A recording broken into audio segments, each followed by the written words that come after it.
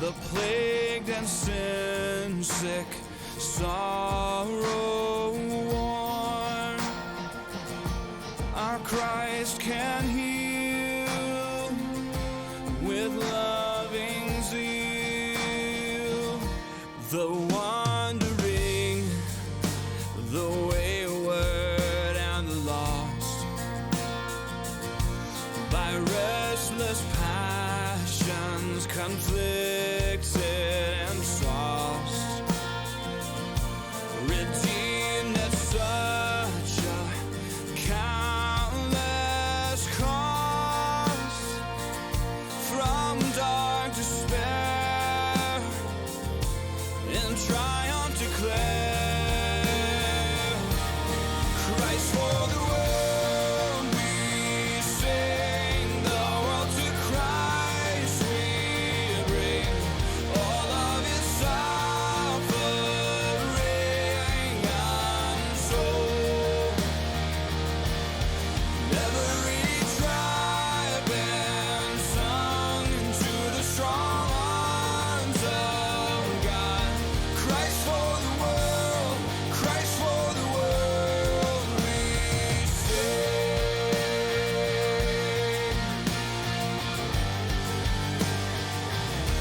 Revived and newborn souls whose days reclaimed and ransomed from sin's dark ways, inspired with rising hope and praise, to Christ belong, left our joyful song.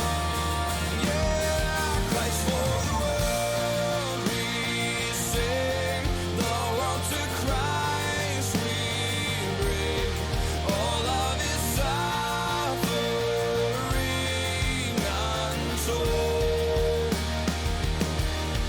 Every tribe and tongue to the strong arms of God.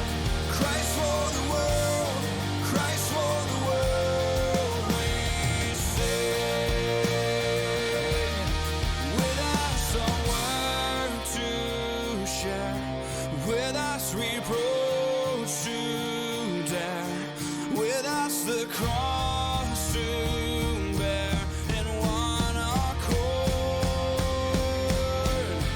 With us a word to share, with us reproach to bear, with us the cross to bear for our Lord. Christ for the world we sing, the world to Christ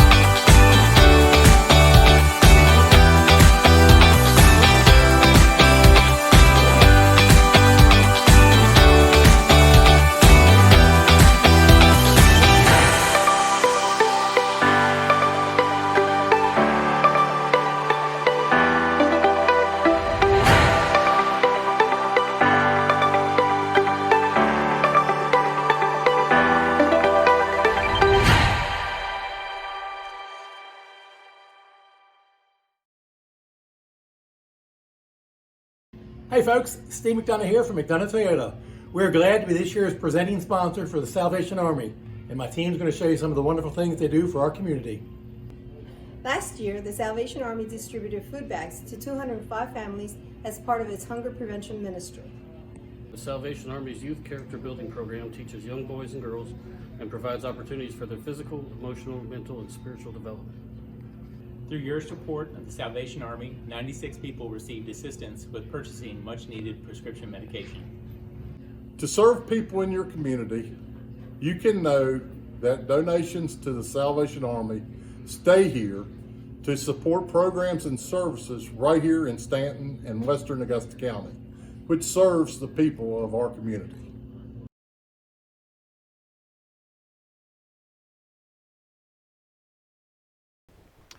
Good afternoon. I'm Tom Bell, and I serve as chair of the advisory board for the Staunton Salvation Army Corps. I want to welcome everyone to the Salvation Army of Staunton's first Harmony of Hope annual meeting. This year we have had to go virtual and are so glad that you could join us. We are very sorry that we can't do this live and all be together, but trust that you understand that these are very unusual times and they require us to do things differently from maybe the way we would like. We are grateful for our sponsors, especially our presenting sponsor, McDonough Toyota, and all of our other sponsors.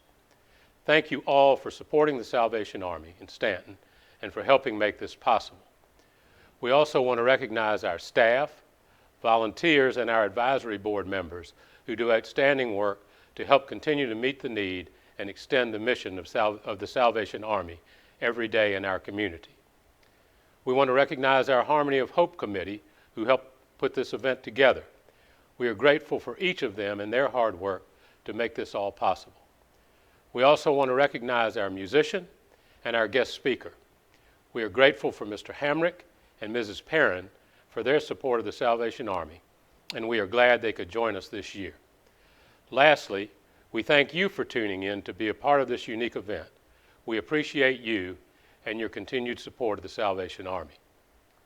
Now, let's take a look at how the Army right here in Staunton has made a difference during the pandemic. Hello, everyone. I am Lieutenant Jonathan Meredith, and my wife and I are the commanding officers for the Salvation Army here in Staunton and serving in West Augusta County. We are delighted that you have joined us this afternoon. We know that this year has been an uphill battle, what with COVID-19 and the local flooding, but today we are here to celebrate and recognize that we could not have been able to support our community without our generous donors. We know that through your giving, we can offer hope in our social services such as rent, mortgage, hotel, and utility assistance. We can also offer toiletries, food boxes, clothing, furniture, and pastoral care to those who are in need in our community. We can also offer assistance through our Pathway of Hope program, which offers help for families needing childcare, education, job help, and life skills. We are even able to offer hope through our church with its ministries for youth, for teens, for young adults, for men, and for women. Lastly, we can locally offer hope through our family store and through our disaster services. Thank you for being a part of this year's Harmony of Hope meeting.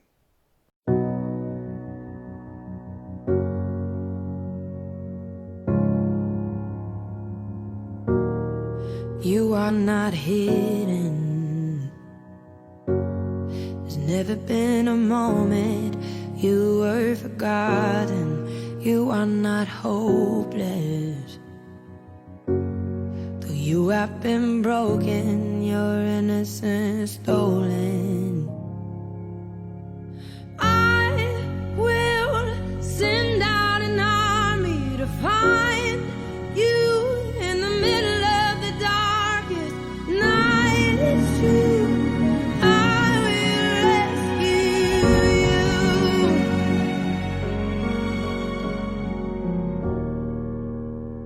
Oh, I will rescue you.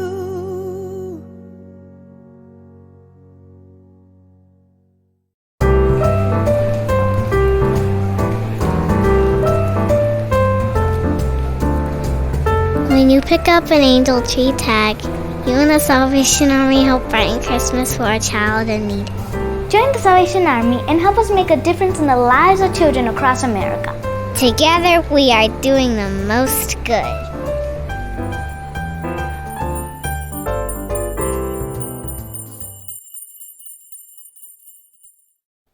In 2019, we were able to serve our community of Staunton in these ways. 665 interviews with individuals were carried out. 735 unduplicated persons were served. 53 grocery orders were filled. 197 cases for energy assistance were carried out. 24 rental assistance cases were fulfilled. 1,294 clothing vouchers to our family store were written, as well as 79 furniture vouchers. In Christmas of 2019, we were able to deliver Christmas to 500 children with toys and clothing. We were able to provide 176 families with food. 2,794 nursing home patients were given gifts. 35 senior adults were given gifts as well, and 2,815 of our local inmates and patients were given gifts. Since March, we have been able to relieve stress in our community from COVID-19, and for 81 families, we have helped with rental and mortgage assistance. 43 families, we have helped with utility assistance. 800 items of baby supplies have been given out, and 101 families have received assistance for children's supplies. We have given blessing bags to 66 families. We have handed out more than 10,000 grocery supplies. We have passed out 75 hygiene bags and 10 bags of cleaning supplies. All of this assistance has been able to be fulfilled through the Salvation Army because of our donors. On behalf of my wife and I would like to say thank you. Thank you for allowing us to do the most good. Stan Hamrick performs classic acoustic Americana in the broadest sense, the best of the vintage sounds from a wide range of genres: jazz, country, R&B, pop, folk, and rock. He has delighted venues and audiences all over the Mid-Atlantic region for many years. As much as possible, he plays at weddings, wineries, breweries, business events, and birthday and anniversary parties. He has played numerous times at the Homestead and the Boar's Head Inn. Aside from some time spent as a lawyer in his younger adulthood, Stan has spent much of his life studying and playing the great songs of the 20th century on guitar and bass. He has not only learned his trade on the bandstand, at the private parties, weddings, and clubs and restaurants, he has studied music at the University of Maryland and George Mason University.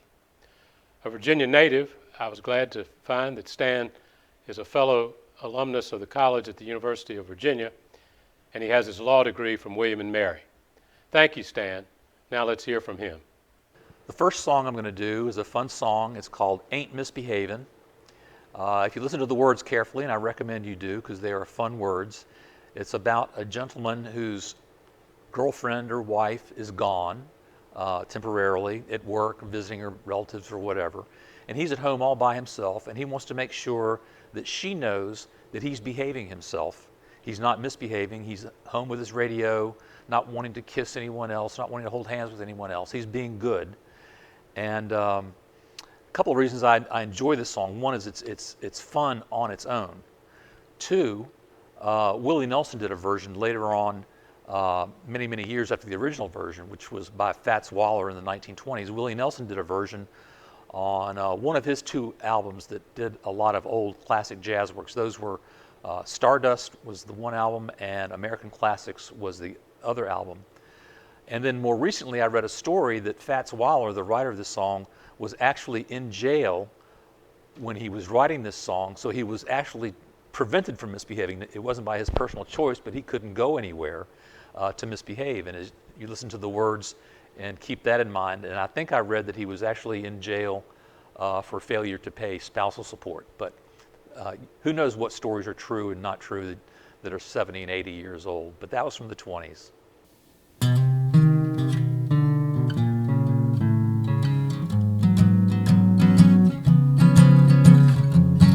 one to talk with, I'm all by myself. No one to walk with, I'm happy on the shelf, babe. I ain't misbehaving, saving my love for you. I know for certain the one that I love, I'm through with flirting, and it's you that I'm thinking of. I ain't misbehaving, saving my love for you. Like Jack Horner sitting in his corner, I don't go nowhere and I don't care. Your kisses are worth waiting for, my baby. I don't stay out late, I don't care to go. I'm home about 8 all alone with my radio. I ain't misbehaving, saving my love for you.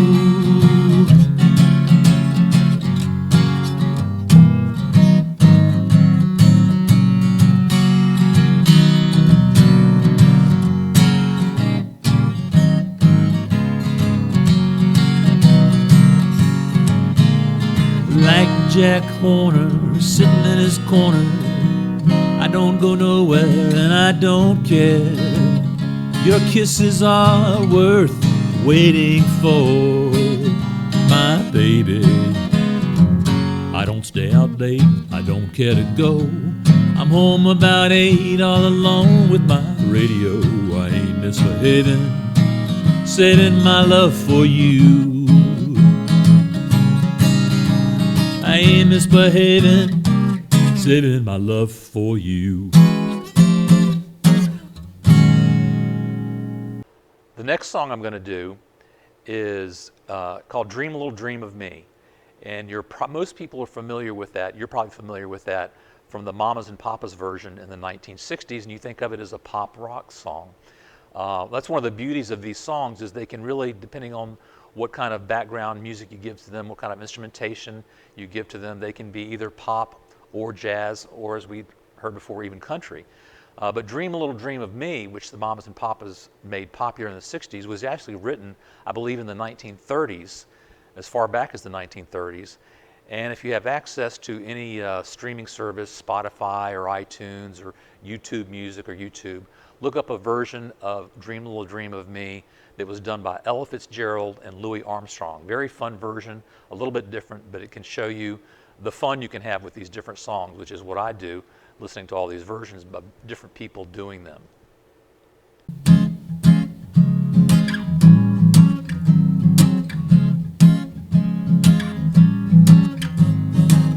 Stars shining bright above you, night breezes seem to whisper I love you. Birds singing in a sycamore tree, dream a little dream of me.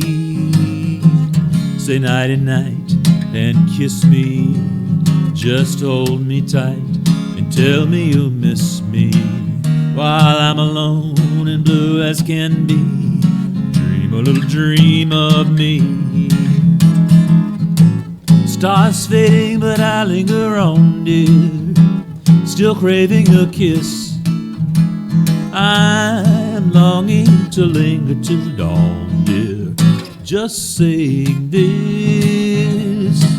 Sweet dreams till sunbeams find you, sweet dreams that leave all worries behind you. But in your dreams, whatever they be, dream a little dream of me. Stars fading, but I linger on, dear, still craving your kiss. I'm longing to linger till dawn, dear, just saying this. Sweet dreams till sunbeams find you, sweet dreams that leave all worries behind you. But in your dreams, whatever they be, dream a little dream, dream a little dream, dream a little dream of me. The final song I'm going to do is a song written by Duke Ellington and played originally by his orchestra called Don't Get Around Much Anymore.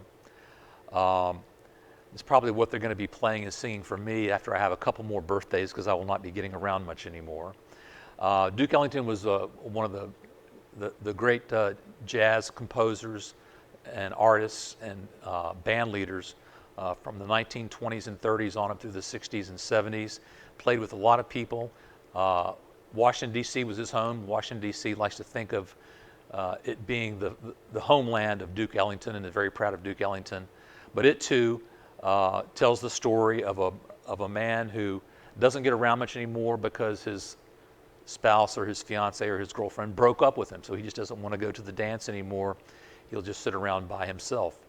And now I'm wondering whether there's a theme to these songs for me personally. But in any event, I hope you enjoy this. Look up those Willie Nelson albums if you want to hear some modern versions of some old jazz classics. Again, that's Stardust and American Classics. Thank you and enjoy. I miss the Saturday dance. Heard they crowded the floor. I couldn't bear it without you. I don't get around much anymore. Thought I'd visit the club. Got as far as the door. Or they'd have asked me about you. I don't get around much anymore. Well, darling, I guess my mind's more at ease. Nevertheless, I stir up old memories. I've been invited on dates. Might have gone, but what for? It's awfully different without you. I don't get around much anymore. Well, darling, I guess my mind is more at ease. Nevertheless, I stir up old memories. I've been invited on dates. Might have gone, but what for? It's awfully different without you. I don't get around much anymore. It's different without you. It's different without you. Don't get around much anymore.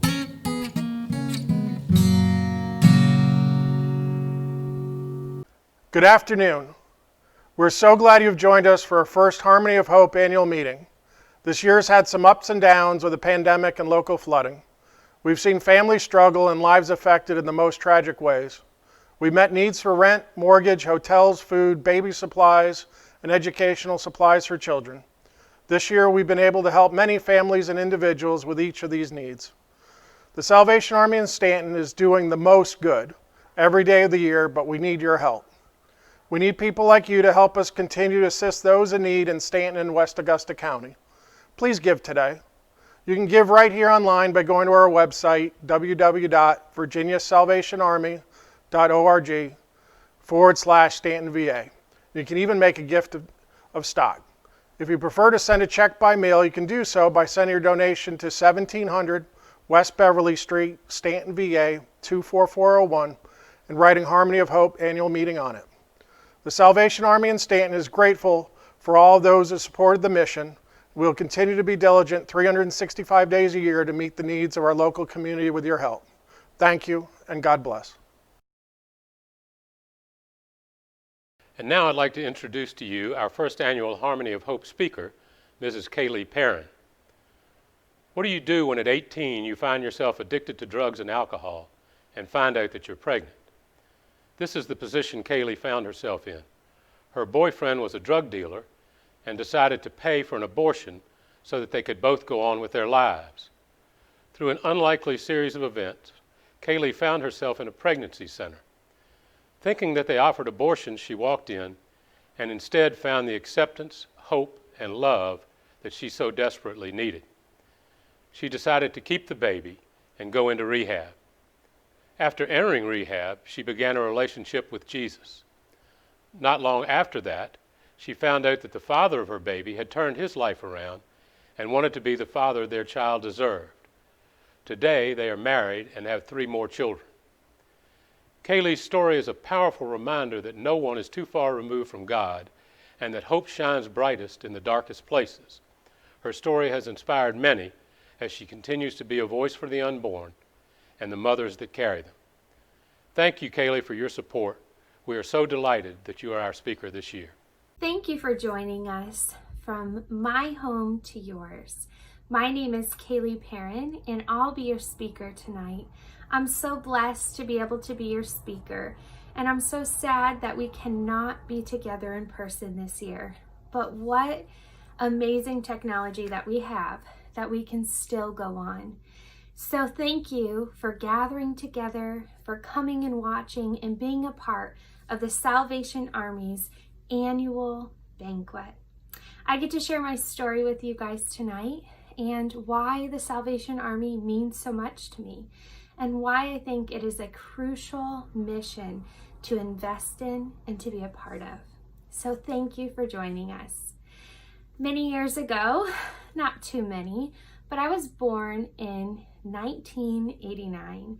My mom was a single mom when she had me. When she got pregnant with me, she was only 18 and she was alone. My dad was heavily addicted to drugs and alcohol and could never give up his addictions to methamphetamine and crack cocaine. He spent my whole entire life in and out of the prison system. And so this left my mom broken and alone. And so she learned at a young age to do all that she could to take care of me. But by the time I was 10, my mom fell into drinking. My mom started drinking nightly and got into some pretty bad relationships. And so from a very young age, I learned to be controlled by fear. Fear became the ruler of my life. I can't remember a time from being young that I wasn't afraid. And so this set me up for a lot of hardships in my life and a lot of good things that would come as well. So growing up without a dad, this left this gaping hole within my heart that I quickly learned to numb at the very young age of 13 with sex, drugs, and alcohol. And so basically I was becoming like my parents. I believe today that many families, these children that grow up in hard situations become the products of their environment. And when we see these things and we live in this type of chaos, most times these children, they learn that and they become that. And so that was what happened in my life. I started using drugs really young, and that was never my intention. And I think I can speak for the countless people who find themselves lost in drug addiction. You know, nobody wakes up one day and says, I'm going to be a drug addict. It happens because we make choices. And it happens most often because we are broken and we have childhood traumas. And so when I started using drugs, I said, you know, maybe I'll just try smoking pot. But once I opened that door, it was like this lion came after me. And for the first time, I was numb. You know, that fear that I lived in and felt growing up due to the chaos that I was in, felt numbed. And so I became addicted right away.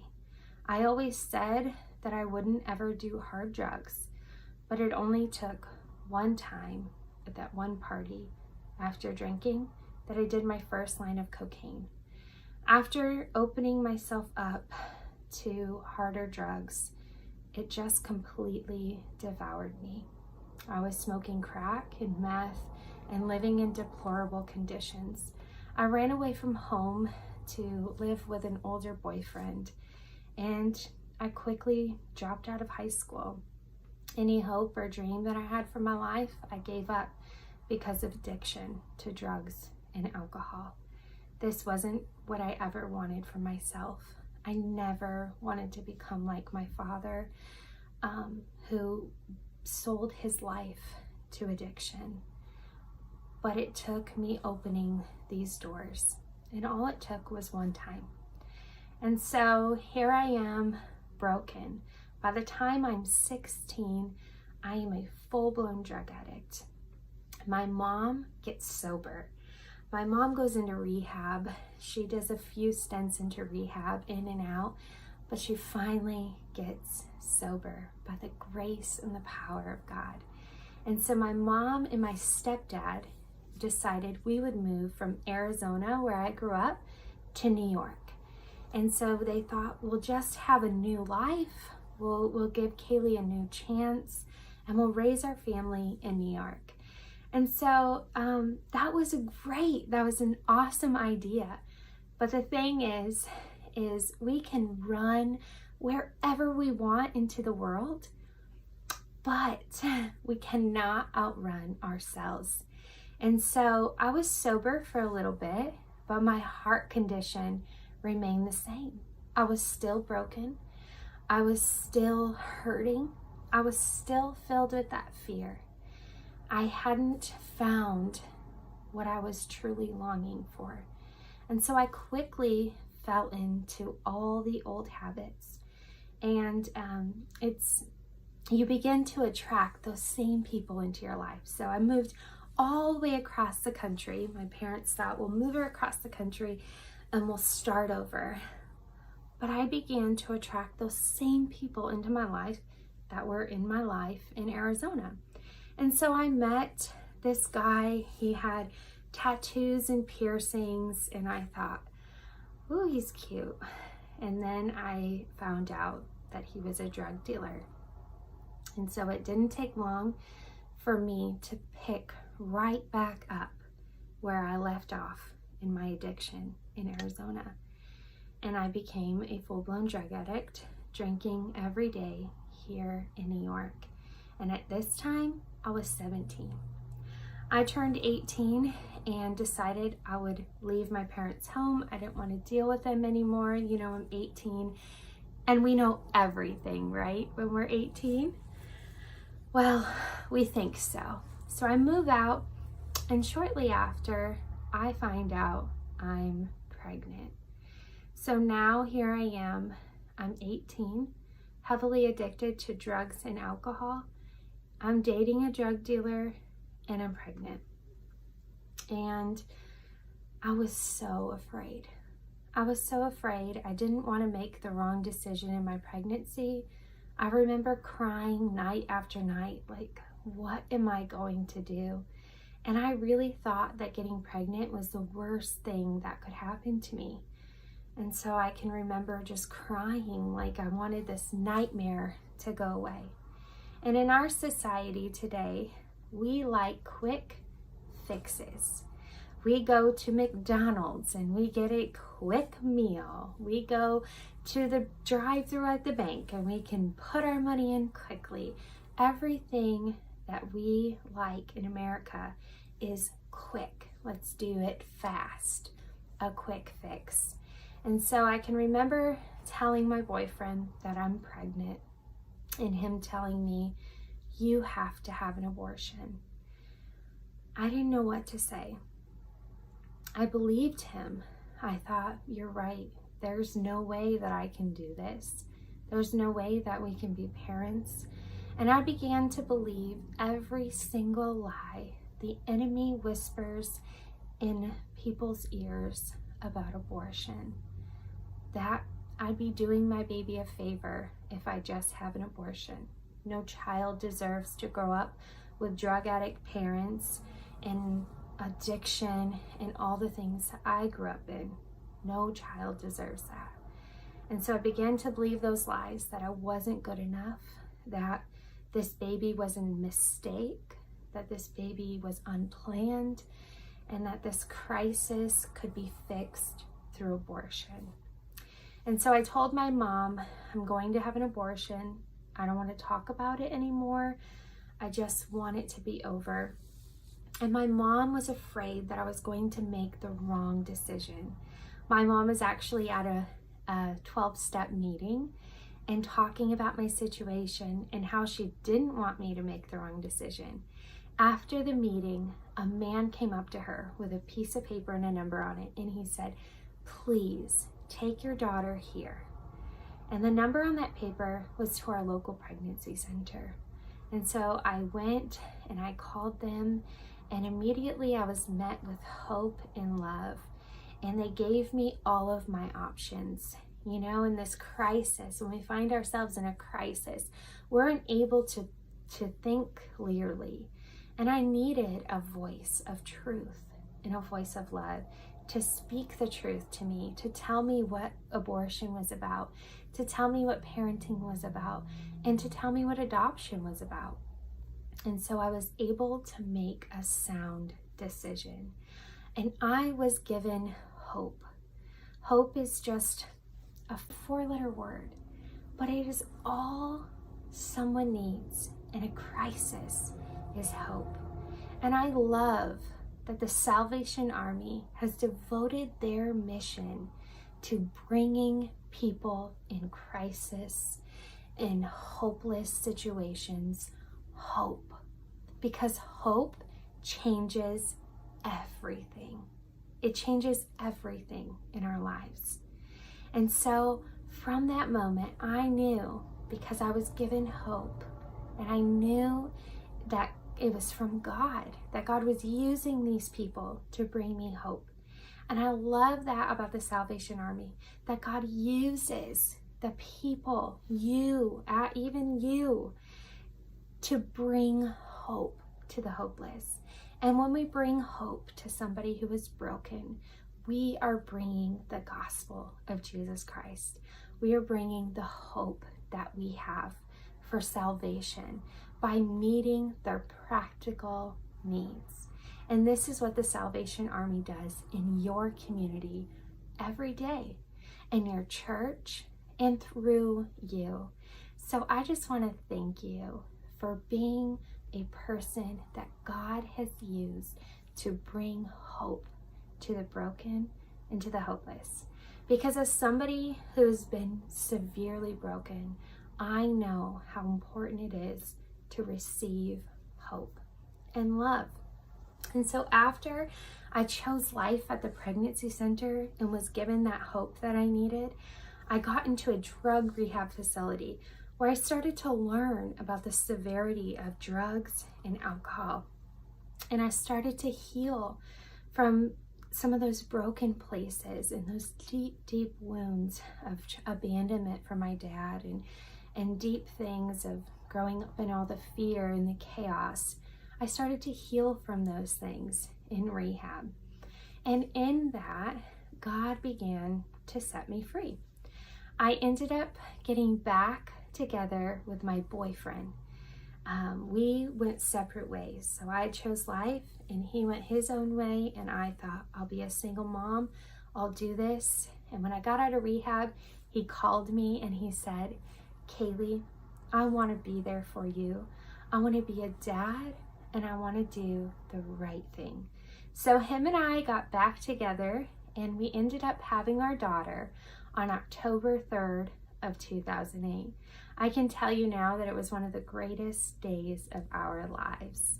Having her touched our lives in such a special way, but having her also brought us to a better place. I wish that I could tell you that after I had her, I was able to stay sober and that my life was fully changed, but it wasn't. I ended up relapsing shortly after having our daughter and having to fight addiction again. It wasn't until the women from the pregnancy center started bringing me to church and to Bible study that my life began to change. You know, we can want change in our lives. We can want better things for our lives. But until we meet the one who we've been searching for our whole lives, nothing will ever change. Because what God does is he comes in and he restores all that's been broken, every pain, every past failure. He forgives us of our sins when we put our trust in Christ. And so this was the missing piece in my life. And so after going to Bible study, after getting into Celebrate Recovery and being a part of hope-filled organizations that could help me, my life began to change. I began to see clearly. After giving my life to Jesus, God restored so much. He not only restored my life, but he saved my husband's as well. My husband and I have been married now for 10 years. This is nothing short than a miracle. I have been sober now and set free from drug addiction. I'll celebrate 10 years in January. This is truly a miracle. Addiction has taken out generations of my family, but when God calls you and redeems you, he can use you to be the one to say no more. For generations to come further, we will have a new legacy. And this is what God has done in my life. My husband and I now are able to go to church together, to raise our family together. This year, I'll be homeschooling our children. We have 4 beautiful children. My daughter, who was saved from an abortion, her name's Presley, she's 11. We have my son, Kirk, who's 8. My daughter, Rhea, who's 5. And then we have little Brooklyn, who's 2. And we are expecting our 5th baby. God has blessed us abundantly. We are so thankful for all that he's done in our lives. And I wish I could tell you it was free from suffering. But like you and I know, suffering produces much good in our lives. So even though we're going through this really hard time during this pandemic, I want to encourage you to don't lose hope. Don't give up, and to keep pressing in and pressing on for all that God has for you and how he wants to use you during this time. Now we are moving into an important time of this evening. The reason why we gathered tonight. Thank you for hearing my story and hearing of God's redemptive power. I owe him all the glory. So praise him tonight. Right now, the Salvation Army is responding to the COVID pandemic by helping with rent assistance, mortgage assistance, baby supplies for anyone in need, school supplies for children, grocery deliveries, kits for kids. They've partnered with the local school system to give out kits for kids and blessing bags 3 times a week. The Salvation Army's mission, I love it. Their ministry is motivated by the love of God. Its mission is to preach the gospel of Jesus Christ and to meet human needs in his name without discrimination. And tonight, friends, you get to be a part of this. So as we move into this important part of this evening, I want to thank you, and I want to urge you to give so that the Salvation Army can continue meeting the human needs and the crisis in your community, delivering hope to the broken and the hurting. And they can do all of that continuing on this year through your giving. What you choose to partner and to invest tonight in the Salvation Army will affect generations to come. On behalf of all the families that have been given hope because you have given, I want to say thank you. I want to say thank you for taking the time to come and to be a part. And may God richly bless you in all that you do. Thank you.